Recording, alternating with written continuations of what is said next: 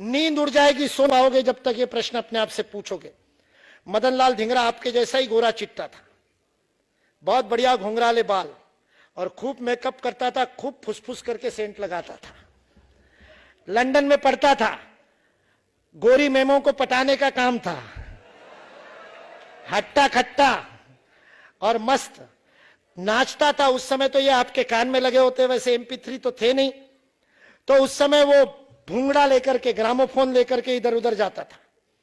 एक दिन भूंगड़े पे गाना लगा हुआ है ग्रामोफोन पे, और सब नाच रहे, और गलती से पहुंच गया भारत भवन के नीचे। ऊपर में स्वतंत्रवीर सावरकर क्रांतिकारियों की बैठक ले रहे, और नीचे मदन लाल धिंगरा का तमाशा चल रहा है। नीचे की आवाज ऊपर तक गई। सावरकर ने गुस्सा होकर के वरदराजन नाम के दूसरे क्रांतिकारी को कहा, वरद जाओ देखो, ये अंग्रेज मेरी मां को, भारत मां को लूटते और यहां आकर के अय्याशी करते हैं। बालकनी से वरदराज ने नीचे झुक करके देखा, वापस जाकर के गर्दन नीचे झुका करके खड़ा रहा। सावरकर ने कहा, तू क्यों गर्दन झुका रहा है? तो उसने कहा कि कोई अंग्रेज नहीं, उन सबका लीडर तो हमारा भारतीय बच्चा है, भारतीय युवा है, और वो भारतीय युवा कुछ गोरे और कुछ भारतीय लोगों को लेकर के नाच रहा है। सावरकर लकड़ी की सीढ़ी से नीचे उतरे और उस ग्रामोफोन की सुई को हटाया। गाना बंद हुआ। सारे मदन लाल धिंगरा के मित्र स्तब्ध हुए। सावरकर की कृशकाय पापड़ तोड़ पहलवान जैसी शरीर यष्टि को देख करके लगा, और मदन लाल धिंगरा तो अट्टा कट्टा पहलवान, दंगल करने वाला पंजाब में, और वो तो उसका गुस्सा बड़ा प्रसिद्ध था। एक बात कीजिए, अंग्रेज प्रोफेसर ने लंदन यूनिवर्सिटी में उसको कह दिया, you black, you shut up, और ये उठ करके अपने बेंच पे से कूदा।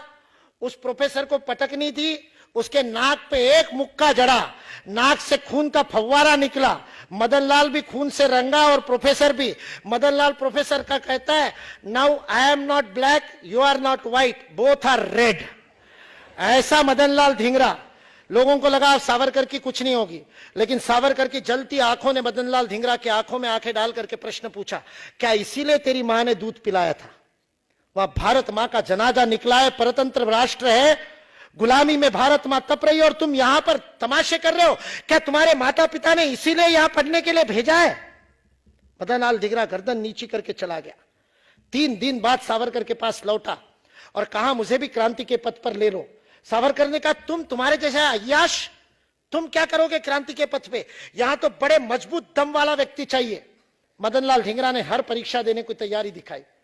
जलती मोमबत्ती के ऊपर हाथ रख करके जलने तक के हाथ नहीं हटाना, निष्कंप रखना बिना कपकपी के, वो परीक्षा देकर के क्रांति के पथ पर आया। सावरकर ने मदन लाल को पूछा, क्या हो गया? सावरकर को मदन लाल ने उत्तर दिया, आपकी जलती आंखों ने पूछा प्रश्न, मुझे सोने नहीं दिया, 3 रात सोया नहीं और अपने आप से प्रश्न पूछता रहा कि मेरा जीवन किस लिए, क्या करने के लिए मैंने जन्म लिया है। 17 अगस्त 1911 को लंदन की जेल में मदन लाल धिंगरा को फांसी दी गई। एक दिन पहले जब अंतिम इच्छा पूछी तो मदन लाल धिंगरा ने उस अंग्रेज वार्डन को कहा, एक कंघी, सुगंधित तेल और शीशा ला करके दो। वार्डन ने पूछा, कल फांसी है और आज श्रृंगार करके क्या करोगे? मदन लाल धिंगरा ने उत्तर दिया, मरते तो तुम लोग हो और जाकर के कब्र में दफना दिए जाते हो, मैं तो अभी गया और अभी किसी और मां की कोख से भारत माता की सेवा करने के लिए फिर पैदा हो जाऊंगा। फांसी तो मेरे लिए दुल्हन है, और दुल्हन के सामने ये तुम्हारे लंदन के जेल की जुए लेकर के जाऊंगा, इसलिए कंघी ला करके दो, जरा बाल साफ करूं, सच सवर लूं, फिर फांसी चढ़ूंगा।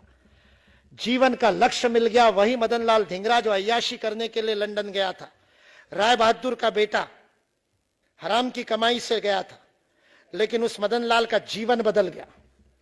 एक प्रश्न ने जीवन बदला। और बाद में जब सावरकर उससे मिलने गए, मृत्यु से, फांसी से 15 दिन पहले सावरकर जेल में मिलने गए मदन लाल धिंगरा को, और मदन लाल धिंगरा सावरकर को प्रश्न पूछता है, मेरी आंखों में तुम्हें मृत्यु का भय तो नहीं दिखाई दे रहा? और सावरकर उत्तर देते हैं, मदन, तुम्हारी आंखों में मुझे स्थितप्रज्ञ भगवत गीता के योगेश्वर कृष्ण के स्थितप्रज्ञ भाव दिखाई दे रहे। जीवन में कभी एक श्लोक न पढ़ने वाला, कभी गुरुद्वारे नहीं गया, कभी मंदिर नहीं गया, किसी भगवान को नहीं माना, वह मदन लाल धिंगरा भगवान कृष्ण के समतुल्य हो गया, क्योंकि उसको जीवन का लक्ष्य मिल गया कि मेरा जीवन भारत माता के लिए है। जिसको जीवन का लक्ष्य मिलता है वो महान बनता है। मैं आपके सामने ये जीवन दृष्टि छोड़ करके जाना चाहता हूं। अंतिम एक क्लू देकर के जा रहा हूं, एक सूत्र देकर के जा रहा हूं। मैंने ये उदाहरण दिया था, ये माइक आवाज ग्रहण करता है, ये इसका पर्पस है, लेकिन ये किसकी आवाज ग्रहण करता है? ये वक्ता की आवाज ग्रहण करता है, इसकी अपनी खुद की कोई आवाज नहीं। यदि गलती से इसकी खुद की गुर्र आवाज शुरू हो जाए, विसल बजाना शुरू कर दे, न्यूसेंस नॉइस आ जाए इसका, वो टेक्नीशियन उठा करके फेंक देंगे। सेल्फिश होते ही इसकी वैल्यू खत्म। जब तक ये दूसरे की आवाज ग्रहण कर रहा है तब तक इसकी वैल्यू है। मनुष्य होते हुए यदि खुद के लिए जिए तो क्या जिए? सड़क पर घूमने वाला कुत्ता ट्रक के नीचे कुचल करके मर जाता है, भूखा नहीं मरता, पेट तो वो भी भर लेता है। मनुष्य होकर के केवल पेट भरने के लिए, और हम में से अधिकतर को तो पेट भरने की चिंता नहीं है, हमने सपने यदि जेब भरने के लिए ले रखे हो जीवन में, यदि जेब भरने के लिए जिए तो क्या जिए? इसलिए जीवन का लक्ष्य खोजना है तो यह खोजना कि मेरा कंट्रीब्यूशन क्या होगा, मैं दुनिया को क्या दूंगा, मैं समाज को क्या दूंगा, मैं परिवार को क्या दूंगा, मैं देश को क्या दूंगा। केनेडी ने पूछा था, don't ask what America shell give you, ask what you shall give America. और 63 में मंदी की मार झेल रहा अमेरिका 6 साल के अंदर मैन ऑन मून का प्रोजेक्ट लेकर के पूरा परिवर्तित हो जाता है, क्योंकि अमेरिका की यूनिवर्सिटीज को केनेडी ने कहा, अमेरिका के लिए रिसर्च करो, खुद के लिए नहीं। खुद के एपीआई के पॉइंट्स बढ़ाने के लिए मत लिखो रिसर्च पेपर, लिखना है तो देश के लिए लिखो, that is research for resurgence. Kennedy के एक आह्वान पे 6 साल अमेरिका खड़ा हो गया। आज टेक्नोलॉजिकल सुपर पावर है, आर्थिक में तो डूब गया, लेकिन टेक्नोलॉजिकल सुपर पावर आज भी है। क्यों? क्योंकि सारा देश देशभक्ति से भरा हुआ है। एक बात के कारण अमेरिका आज जीवित है, पेट्रियोटिज्म, क्योंकि उनके एजुकेशन सिस्टम में कूट कूट करके भर दिया जाता है कि तुम तुम्हारे देश के लिए हो। इसलिए यह उदाहरण मैंने दिया। आपको अपने जीवन का लक्ष्य खोजना है तो मैं क्या बनूंगा को मत खोजो, मैं क्या दूंगा को खोजो। Where I can contribute the best, which is the field, which is the area, which is the function, which is the act in which I can give best of me. मेरा मैं सर्वोत्तम किस काम में दे सकता हूं, वो मेरे जीवन का ध्येय है, वो मेरे जीवन का लक्ष्य है। वो जिस दिन जाग जाए, आपके अंदर का सोया हुआ हनुमान भी जग जाएगा।